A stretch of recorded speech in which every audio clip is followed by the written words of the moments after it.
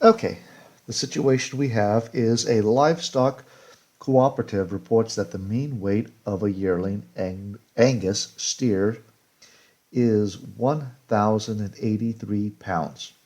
Suppose that weights of all such animals can be described by a normal model with a standard deviation of 97 pounds. So key terms, we know it's a normal model, meaning we need the standard deviation, given that, and the mean. So from here, we want to know what percentage of steers weigh over 900 pounds. So I'm going to go into my writing software here. Few things. So over 900 pounds is going to be using our standard normal distribution, and we're going to be using z-scores to calculate that. Now, you've seen the rule of thumb. This is not the rule of thumb. These are precise measurements which we can find with the calculator.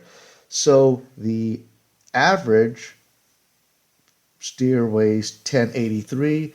That puts my mean right here. That's important where your mean is at. 1083. We're looking at what percent weighs over 900 pounds. So the very first thing I'm going to do is calculate my z-score, but I know that 900 pounds is less than 1083, so I'm going to end up with a negative z-score. So let's take a look at this. We're going to have, using our formula here, which is our score minus our mean over the standard deviation. So 900 minus the mean, 1083, over the standard deviation, which is 97. Throw that in the calculator, and you get approximately negative 1.88. So that value here is about here. Z-score, z-score of negative, darn it, come on, let me write. Negative 1.88. So this is the area that we want to calculate over here. Everything above that amount. So we should recognize that that's going to be way over half of our data. So we got almost 2 standard deviations over here. So that's going to be a pretty large chunk of the information. So how are we going to use our calculator to find this? Okay, so we can. So to find this, we're going to turn our calculator on and put it over here. I'm going to clear that. Second function, variables. That takes me to the distributions.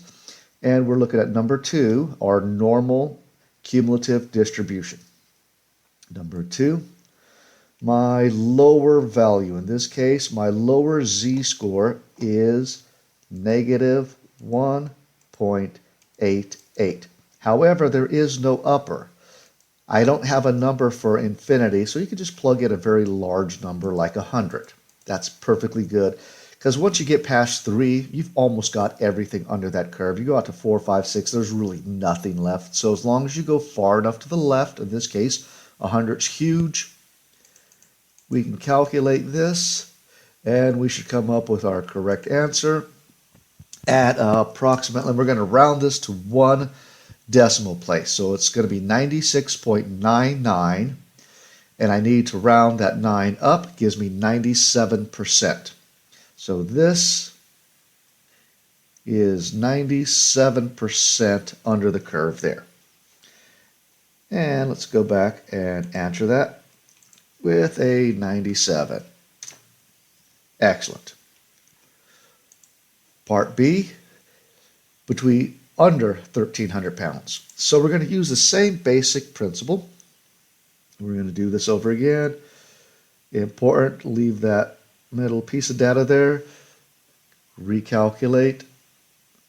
This time under 1,300 pounds. So this is so under 1,300. 1,300 minus the mean of 1083 over the standard deviation of 97. Pop that in the calculator and you'll get approximately 2.237. So that z-score over here is about here.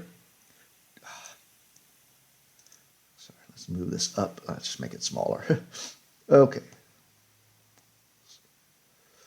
So that's about 2.237. We want it under 2.237, which means all of this area here. And again, I'm just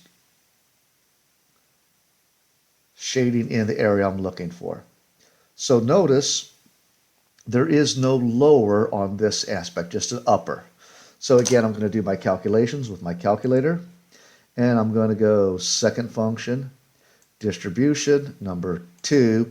This time there's no lower, so I'm going to use the same thing. I'm going to go negative 100. And my upper is this z-score of 2.237, giving us our area at 98 point, let's see, 73. We're going to round down to 98.7.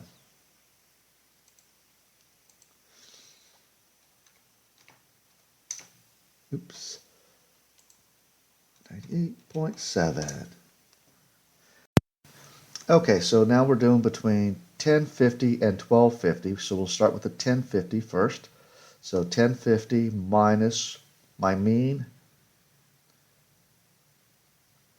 and divide that by my standard deviation gives me about negative 0.34. And then we'll do the 1250 for my other z-score, minus 1083 over 97 gives me about 1.72. So let's put those on the graph. So negative 0.34 is about there. 1.72 is about there. And we're looking for this area in between.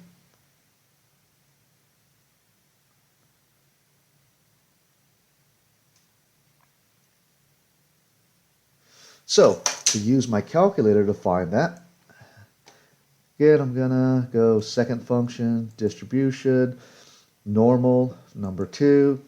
My lower is now negative 0.34, and my upper is 1.72, and that's going to give me my area in between them.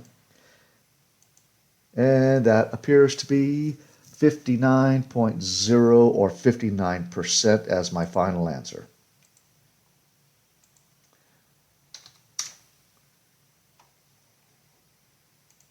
And that's all there is to it.